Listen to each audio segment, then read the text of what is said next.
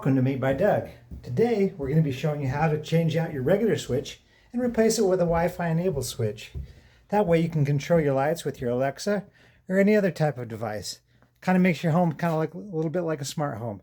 But first of all, before we start our project, we always got to remember safety first.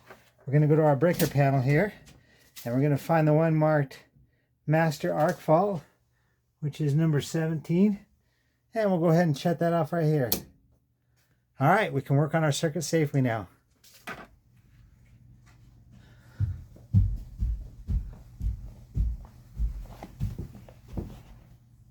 And you can typically, these use the quick connects, so you can usually take and shove a little screwdriver in there to release it. One other trick I like to use is just to wiggle it back and forth. And that will also release it as well.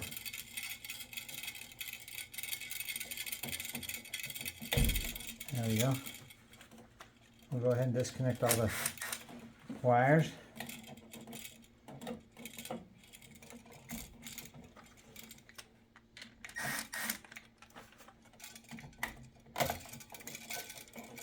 Make sure you remember which one's the line and which one's the load, so that when you're reconnecting them to the switch, you know which ones you connect to which half the switch. Now, on the line side, we're going to connect that to one half of both of the switches together under a single wire nut.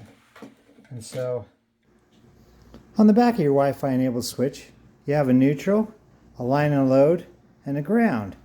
Now on this particular switch, the line and the load don't make a difference on which one connects to which. So one of the wires will connect to the line, the other one will connect to the load that's going to the lights. That way.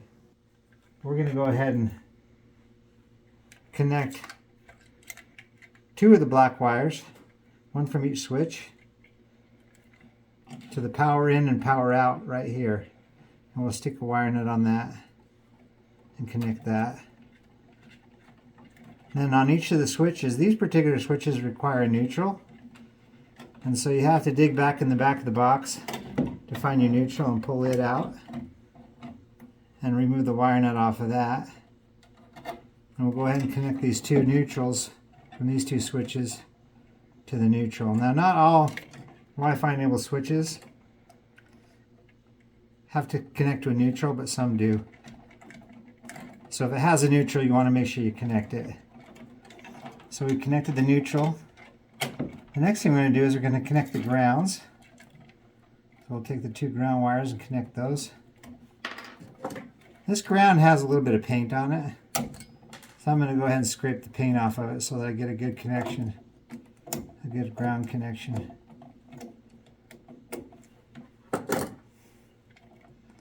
We'll go ahead and connect the ground wires.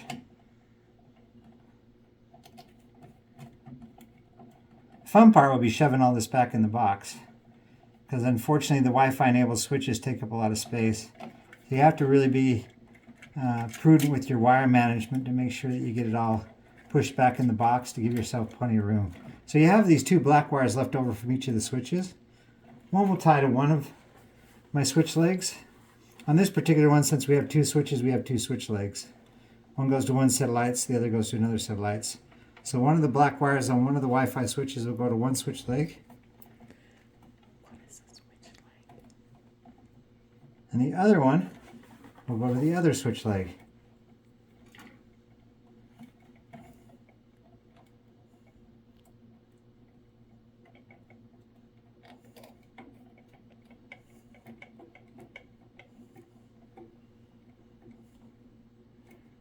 Define switch leg. Now, I think that's nice so that we can fit the switches in. So we'll go ahead and push these wires into the back of the box to allow a smooth ease of installation. We'll tuck our ground wire back in, we'll tuck our neutral wire, we'll tuck our power wire, and then we'll fold in our switch legs.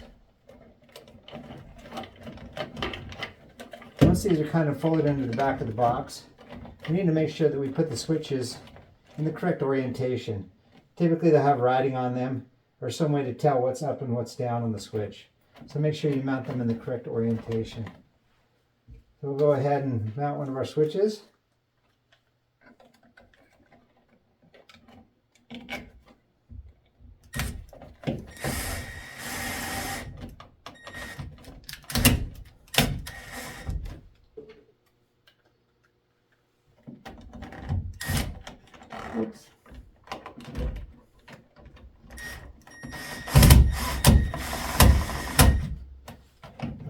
ahead and push the other switch in and mount it.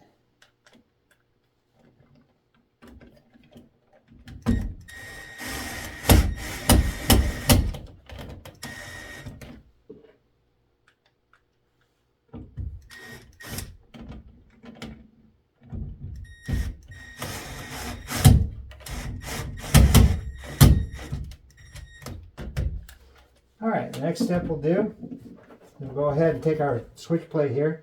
Now I usually like to put it on backwards, and this is kind of a little pro tip, because it makes it easier to line the switches up and kind of move them and manipulate them, so that when you flip it back over you can easily put your switch on. This makes your switch alignment a much easier process. So a little pro tip there for you. We'll go ahead and screw these in. Now one thing I do on the screws is I actually align the slot in the screw horizontally instead of vertically. I'm not sure if I got that backwards because I'm dyslexic, but basically you want to make sure that you line it up to where it can't catch any dirt. So you want the slot to go up and down instead of sideways. Plus it looks a lot better if you're a little OCD. We'll go ahead and put those screws in.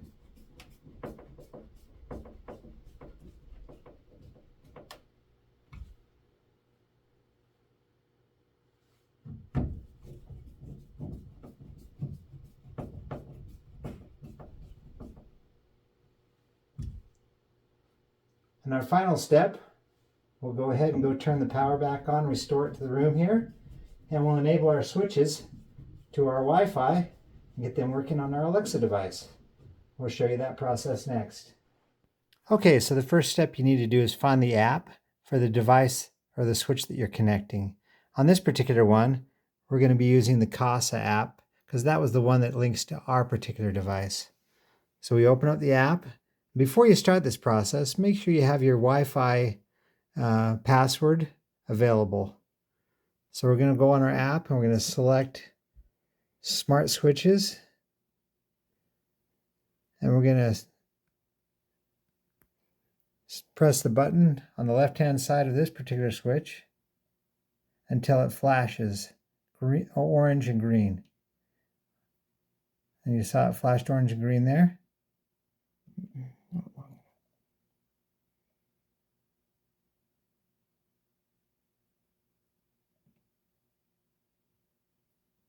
There you go. And then we're going to tell it yes. It's flashing orange and green, so we're going to click on that on the Smart app. And it's connected to the switch right now. We're going to go ahead and reset the device because this was a device we used in a previous home.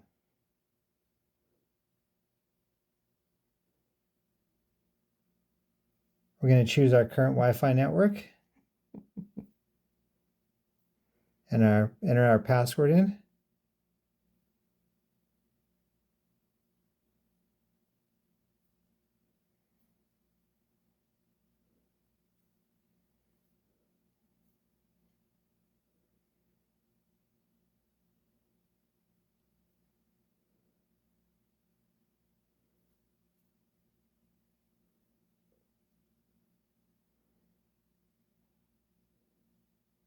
Then we're going to name the device on the app. This particular one we're going to call our accent lights.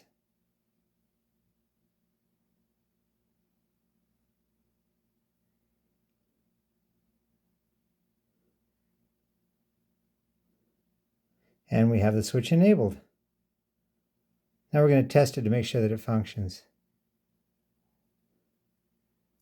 We're going to go ahead and do a firmware update though really quick here. So we'll pause while that firmware update. Okay, now our firmware update's complete. We'll go ahead and test it to make sure it functions. Our light's coming on and off. So now we can actually enroll that into our Alexa app to make it function on our Alexa. So we're going into the Alexa app here and adding a device. Yeah, we automatically connected. Automatically connected, cool.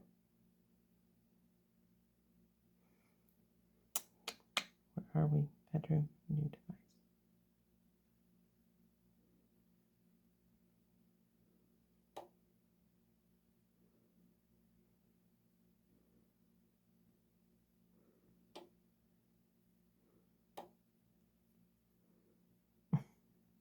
taking a minute. Did this before.